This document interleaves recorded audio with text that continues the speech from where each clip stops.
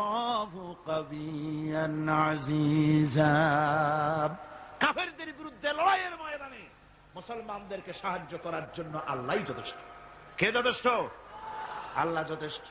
রব্বুল আলামিন বলেছেন, ওয়ালা তাহিনু ওয়ালা তাহজানু ওয়া আনতুমুল আলাউনা ইন কুনতুম মুমিনিন। কোনো ভয় নাই, কোনো চিন্তা নাই, যদি তোমরা মুমিন হও আমি আল্লাহ রব্বুল আলামিন তোমাদেরকে বিজয়ী করব। এ ওয়াদা কার? আল্লাহর ওয়াদা কখনো মিথ্যা হয়? আল্লাহ কি মিথ্যা কথা বলেন? নাউযুবিল্লাহ। ওয়ামান আসদাকু মিনাল্লাহি কিলা। আমি আল্লাহর চাইতে সত্যবাদী আর কে হতে পারে? আল্লাহ পাক বলছেন, আমি সাহায্য করব তোমাদেরকে, যদি প্রয়োজন হয় তাহলে আমি ফেরেশতা দিয়ে সাহায্য করব। সুবহানাল্লাহ বলো। আল্লাহ রাব্বুল আলামিন সূরা আল-আনফালের ভিতরে ঘোষণা করেছেন, দুনিয়ার মানুষকে তিনি শুনায় দিচ্ছেন নবীজির সঙ্গে সাহায্যের ব্যাপারে যে কথাবার্তাগুলি হয়েছিল। ইয তাস্তাগীসুনা রাব্বাকুম ফাস্তাজাবা লাকুম আন্নী মুমিদ্দুকুম বিআলফিম মিনাল মালাইকাতি মুরদিফিন। স্মরণ করো সেই সময়ের কথা যখন তোমরা আমার কাছে কাকুতি বিনীত করে সাহায্য কামনা করতেছিলে যে আমাদেরকে 1000 ফেরেশতা দিয়ে সাহায্য করা হোক। আল্লাহ পাক বলেন, আমি ফেরেশতা দিয়ে তোমাদেরকে ময়দানে সাহায্য করেছি, জিহাদের ময়দানে। সুবহানাল্লাহি বিহামদিহি।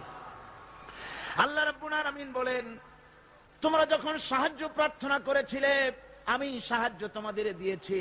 স্মরণ করো সেই সময়ের কথা যখন তোমাদের নবী তোমাদেরকে বলেছিল, ইয তাকুনু লিল মুমিনিনা আলাই ইয়াকফিয়াকুম আইয়ুমিদ্দাকুম রাব্বুকুম বিসালাসাতিন আলাফিম মিনাল মালাইকাতি মুনজিলিন। আল্লাহ রাব্বুল আলামিন বলেন, আমি এইভাবে করে যখন তোমাদের নবী তোমাদেরকে বলেছিল যে তোমাদের জন্য এটা কি যথেষ্ট নয় যে আল্লাহ পাক তোমাদের জন্য 3000 দিয়ে ফেরেশতা নাজিল করবেন, হ্যাঁ আমি তখন 3000 ফেরেশতা নয় বরং 5000 ফেরেশতা দিয়ে তোমাদেরকে সাহায্য করার ওয়াদা করেছি।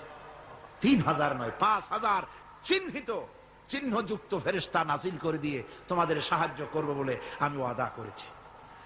আজও সেই মদদ আল্লাহর পক্ষ থেকে আমাদের জন্য ওই মদদ আজও আসতে পারে। কবি বলছেন, ফেজায়ে বদরে পয়দা কুন ফিরিশতে তেরি নুসরত কো উতর সকতে গর্দু সে কতর অন্দর কতর আবি।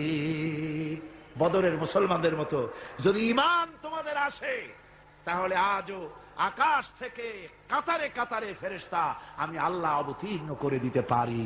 সুবহানাল্লাহি ওয়া বিহামদিহি। আমার ভাইরা, হযরতে সাদ বিন আবি ওয়াক্কাস রাদিয়াল্লাহু তাআলা আনহু তিনি কাদিসিয়ার যুদ্ধের পর যখন পারস্য দখলের জন্য চললেন, পাহরাস নগর অবরোধ করলেন, সামনে পড়ল নদী। এই নদী পাড়ি দিবেন, সাথে তার হাজার হাজার সৈন্য, এই সৈন্য নিয়ে নদী পাড়ি দিবেন। জিজ্ঞেস করলেন সাহাবীদের, তোমরা কি চাও ইসলামের আন্দোলন, ইসলামের জিহাদ, আল্লাহর দ্বীন এখানেই শেষ হয়ে যাক, এটা চাও, না ইসলামের এই কলেমার আওয়াজ নদীর ওপারেও নিয়ে যেতে হবে, অথচ আমাদের কাছে কোনো পারাপারের কোনো নৌকা নাই, কি করতে চাও? সাহাবীরা বললেন, আমরা আপনার অর্ডার ফলো করব, আমরা এই নদীর ওপারে গিয়েও কালেমার পতাকাকে উড্ডীন করতে চাই, কালেমার সুশীতল ছায়াতলে গোটা দুনিয়াকে আনতে চাই। হযরতে সাদ তখন বললেন, তাহলে তোমরা সবাই আমার পেছনে পেছনে এই দরিয়ার ভিতরে ঝাঁপিয়ে পড়ো, আর আমার সঙ্গে সবাই উচ্চারণ করো, নাস্তাঈনু বিল্লাহি ওয়া নাতাওয়াক্কালু আলাইহি হাসবুনাল্লাহু নি'মাল ওয়াকিল নি'মাল মাওলা ওয়া নি'মান নাসির। ইতিহাস লিখতেছি, 60,000 সৈন্য তাদের অশ্ব নিয়ে, তাদের উষ্ট্র নিয়ে, তাদের মালপত্র নিয়ে, জিহাদের সামান নিয়ে শ্রাবণের খরস্রোতা নদী, উত্তাল তরঙ্গমালায় ভরা নদীর উপর থেকে এই সাহাবীরা পাড়ি দিয়ে ওপার চলে গেলেন। ওপার যাওয়ার পরে হযরতে সাদ বলছেন, তোমাদের কেউ কি হারায় গেছে নাকি? সবাই এদিক ওদিক